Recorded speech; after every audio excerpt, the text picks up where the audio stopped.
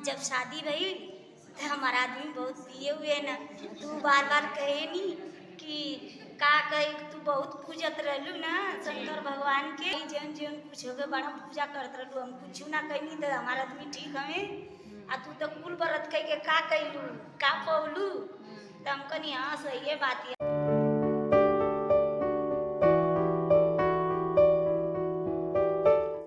कैसे हैं आप सब? आशा होगा अच्छे होंगे। मैं भी अच्छी हूँ। सुबह से दिन भर से कोई वीडियो नहीं बन पाता है क्योंकि मेरी मामी जो है टीचर हैं और वो चली जाती हैं। मैं सोचती थी कि उनके साथ जाकर के बुद्ध विहार का वीडियो बनाऊंगी, तो एक आध दो जगह हम गए हैं और अभी भी एक जगह चल रहे हैं, आपको दिखा रहे हैं कि कुछ खास जगह, तो चलते हैं।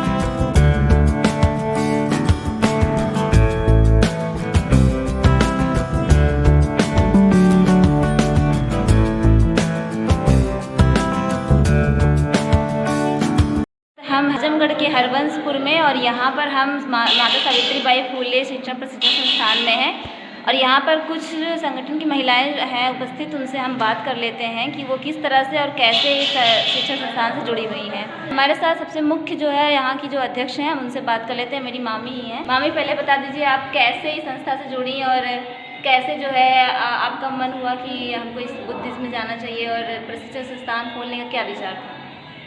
सर्वप्रथम मैं इस चैनल को बहुत बहुत साधुवाद देती हूँ कि आकर के हम लोगों को जो है कि इस तरह से जन जन तक पहुँचाने का कार्य कर रहे हैं। हमारे इस संगठन को बनाने का उद्देश्य यही था कि महिलाओं को आत्मनिर्भर बनाना और पाखंड से मुक्त बनाना, क्योंकि बाबा साहब कह रहे थे कि किसी देश समाज की तरक्की को अगर देखना है तो हमें सबसे पहले यह देखना होगा कि वहाँ की महिलाएँ कितनी आगे हैं, चाहे शिक्षा के क्षेत्र में हो, आर्थिक क्षेत्र में हो या सामाजिक क्षेत्रों में, राजनीतिक क्षेत्रों में। तो हम लोग महिलाओं को इसमें जो है कि डोर टू डोर जा करके महिलाओं को बाबा साहब के संदेश को, माता सावित्रीबाई फुले के संदेश को बताया जाता है कि आप लोग ढोंग पाखंड से बाहर निकलिए और हमेशा जो है कि यह प्रयास कीजिए कि आर्थिक रूप से हम मजबूत कैसे बने। शिक्षा के द्वारा नौकरी प्राप्त कीजिए या बिजनेस कीजिए। जब तक आप जो आर्थिक रूप से मजबूत नहीं होगी तब तक समाज में अपना जो है कि स्थान बना पाना या अपने बच्चे को अच्छी शिक्षा दे पाना बहुत ही मुश्किल है। तो इसमें हमारी कुछ महिलाएं हैं जो है कि उपाध्यक्ष हैं। हम लोगों के संगठन में टीचरें हैं। टीचरों का जो है कि अधिकतर जो होता है कि समाज से जुड़ाव होता है, अक्सर जाती हैं देखती हैं कि महिलाएं किस तरह से जो है ग्रसित हैं। तो बुद्धिज्म का प्रचार किया जाता है कि इसमें जो है कि 5 सील दिया जाता है, 3 शरण दिया जाता है, नशा पत्ता से दूर रहने का, व्यभिचार से दूर रहने का, तो परिवार सुखमय होगा। तो इस तरह से ढोंग पाखंड से दूर रह कर के महिलाएं अपनी एनर्जी का, अपने जो है काबिलियत का जब सही उपयोग करेंगी तो आगे बढ़ेगी। क्योंकि हमेशा जो है कि हर एक महीने पे 15 दिन पे एक त्यौहार में जो है औरतों को बांध दिया जाता है कि जो महिलाएं उस त्यौहार को ढोते रहती हैं, जिसका कोई मतलब नहीं है उनके जीवन में। न कि उनके व्रत रहने से, उपवास रहने से उनके बच्चे की तबीयत ठीक हो जाती है या पति की उम्र लंबी हो जाती है, इस तरह का कुछ भी नहीं है। लेकिन एक तरह से मानसिक रूप से महिलाओं को गुलाम बनाया गया है और महिलाएं जो उसी में बंधी हुई हैं, उससे बाहर निकलने का प्रयास नहीं कर रही हैं। लेकिन खुशी की बात है कि हम लोगों के साथ बहुत सी महिलाएं ऐसी हैं जो कि उस पाखंड से निकल चुकी हैं और एक तरह से स्वतंत्र हो गई हैं। उनका जो मन करता है वह करती हैं, जो अच्छा लगता है वह करती हैं। यह जो है कि एक भगवान तथागत बुद्ध का संदेश था, अत्तदीपो भव, कि तुम्हें किसी की बातों को सुनकर विश्वास। और सम्राटों, यहाँ पर सबसे जो पुरानी हमारी उपासिका है, हम उनसे बात कर लेते हैं। हमारा नाम शीला बोत है।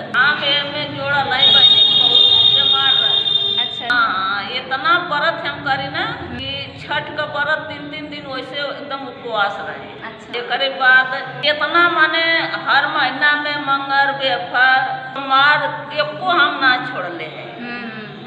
एक बाद बहुत हालत खराब जब बिगड़ गई एकदम, हम जीवतिया भूखली। हमारा आदमी जब गुजर गल ना, ओकरे बाद हमार लड़का तनी फोन कर, हम सबसे बहाना कहिए जुतिया के बिहान पहले इतना तबीयत खराब हमार कि एकदम अब प्राण जाए। अब तो ऐसे ऐसे हम यहाँ आया थे भाई हमार बनते जी ये अच्छा अच्छा हाँ, वो धर्म में आए के हम बनते जी महाकाश्य वो बनते से जब हम मिलनी वहाँ जाके तो अपन हम रो दिले वहाँ जैसे कहने की बनते हम क्यों ठीक कर दे वो बनते हमके फूल उठा के दे ले हूँ तभी से हम ये धर्म में एकदम अब हमके क्यों धर्म अच्छा ना है।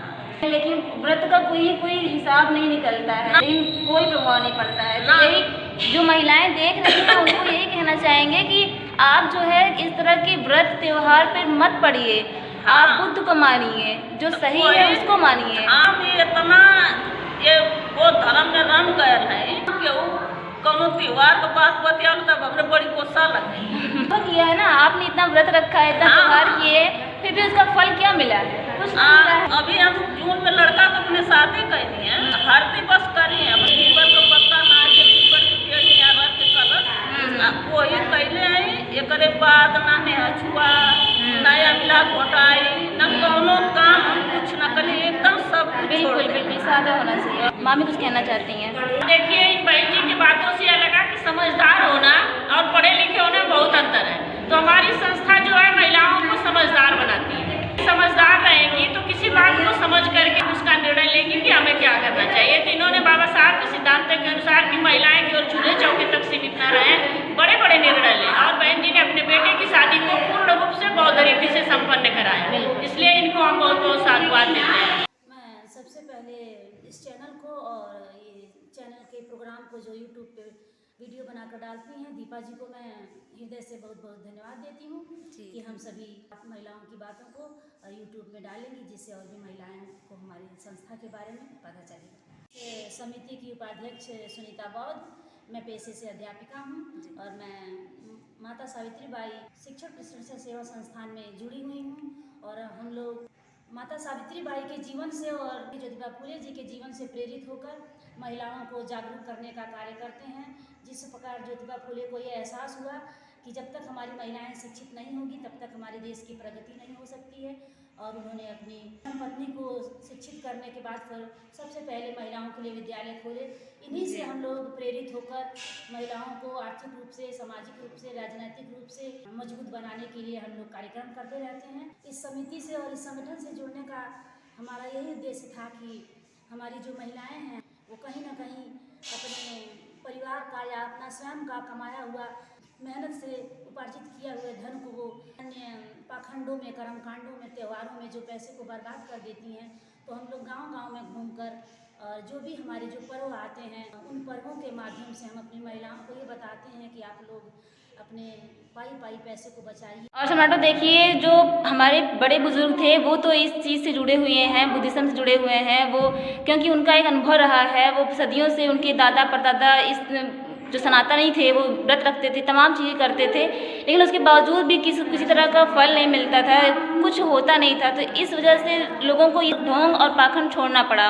और हमारे साथ देखिए युवा भी जो वो भी इस संस्था से भी जुड़े हुए हैं और बुद्धिज्म से भी जुड़े हुए हैं, तो उनसे बात कर लेते हैं। मेरा नाम श्रद्धा बौद्ध। मैं भी पहले पूजा पाठ बहुत करती थी, जितिया हुआ वो सब जो होता था पूजा पाठ वो सब कुछ करती थी जी। इसके बाद मुझे नहीं पता था, जब से मैडम आए माता सावित्री बाई फुले के बारे में बताए जी तब से हम लोगों को समझ में कुछ आ गया। इसके बाद मैं पूजा पाठ सब छोड़ दी, अपने धर्म में आ गई, बाबा साहेब के धर्म में आ गई। जहाँ पे समता है, समानता है, जहाँ पे पुरुष और स्त्री को समान माना जाता है, क्योंकि और धर्मों में ऐसा नहीं है। नहीं है, यही पर तो है माता सावित्री बाई की फूले। इस संस्था की हमारे साथ वरिष्ठ उपाध्यक्ष भी हैं, हम उनसे जान लेते हैं। मेरा नाम शैलेंद्री बौद्ध है।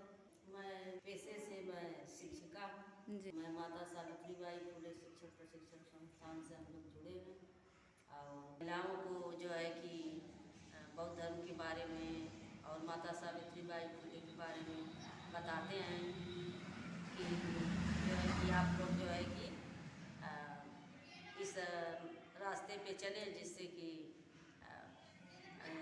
अंधविश्वास से दूर रह करके, ढोंग ढकोसले से दूर रह करके, और सब लोग जो है कि अपने पैसे की बचत भी करें, समय की भी बचत करें, और जो है कि इस तरह से सभी महिलाओं को लेकर के हम लोग आते भी हैं, और थोड़ा मोड़ा जैसे जो भी प्रोग्राम रहता है उसमें हम लोग भाग लेते रहते हैं।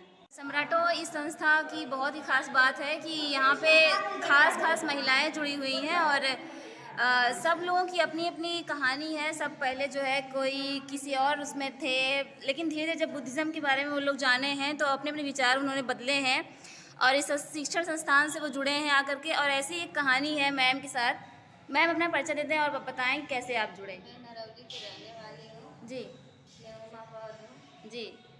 मैं भी पहले बहुत इस ढोंग ढकोसले में फंसी थी। हाँ अरे बहुत गलत करती थी।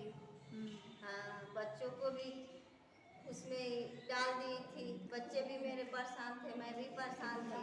बहन जी मुझको बताई, जब गए बनते भी आए तब उसी में हम लोग गए। हमारे बच्चे घर पर आए तो बोले मम्मी ये फोटो तो सब निकाल कर फेंक दिए। उसी दिन से हम लोग का फोटो लगा दिए। अरे मैं तो संतोषी माँ का व्रत रखती थी तो नमक 2 डिब्बे में रखती थी। छूने नहीं देती थी बच्चों को। और लक्ष्मी पूजा जब आता था तब हम लोग में झगड़ा जरूर होती थी।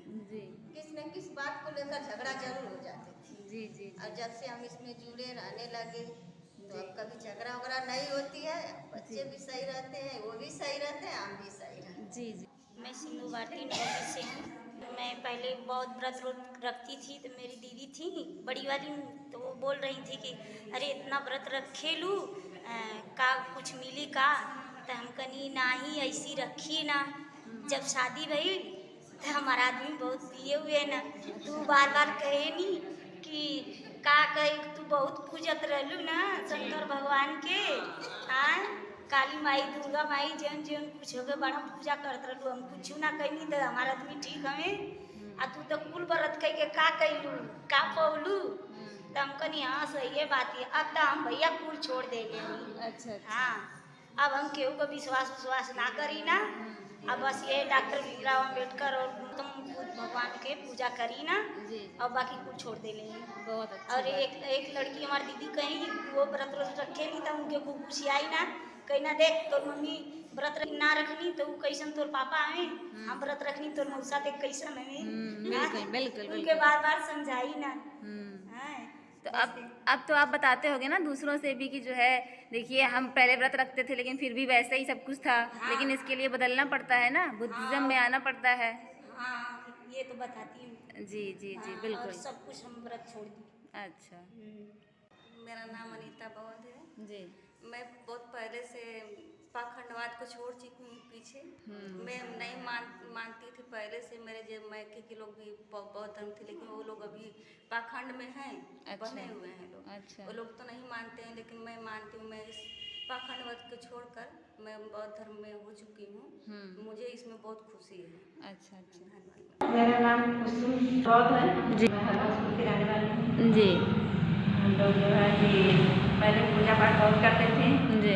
अब हम लोग जो है बाबा साहब का पूजा पाठ कर रहे हैं। तब से हम लोग को बहुत शांति मिल रही है। हम लोग चाह रहे हैं कि और महिलाएं जो है सभी लोग पूजा पाठ करें बाबा साहब का।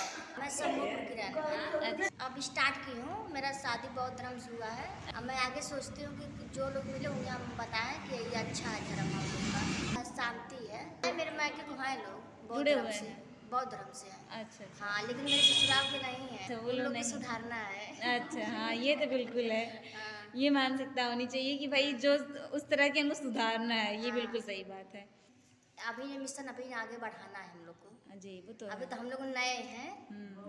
हाँ, मतलब जो फैमिली आगे बढ़ेगी उनको भी बताना है। तो सम्राटो, ये आजमगढ़ का हरवंशपुर का ये प्रशिक्षण संस्थान था जहाँ पे हम आए थे और यहाँ पे तमाम उपासिका थी। मैंने उनसे सबसे बात की और सबकी विचार आपके सामने रखे हैं और आशा होगा कि आगे के वक्त में फिर से मुलाकात होगी तो हम आप सबके और कार्य को जो है लोगों तक पहुँचाएँगे। तो ये सब की जानकारी आप लोगों को कैसी लगी कमेंट में ज़रूर बताइएगा और इस वीडियो को लाइक शेयर ज़रूर करिएगा। और जो महिलाएं देख रही हैं कुछ महिलाओं की कहानी से अपने जीवन पे ज़रूर उसका असर करेंगे। Keep supporting.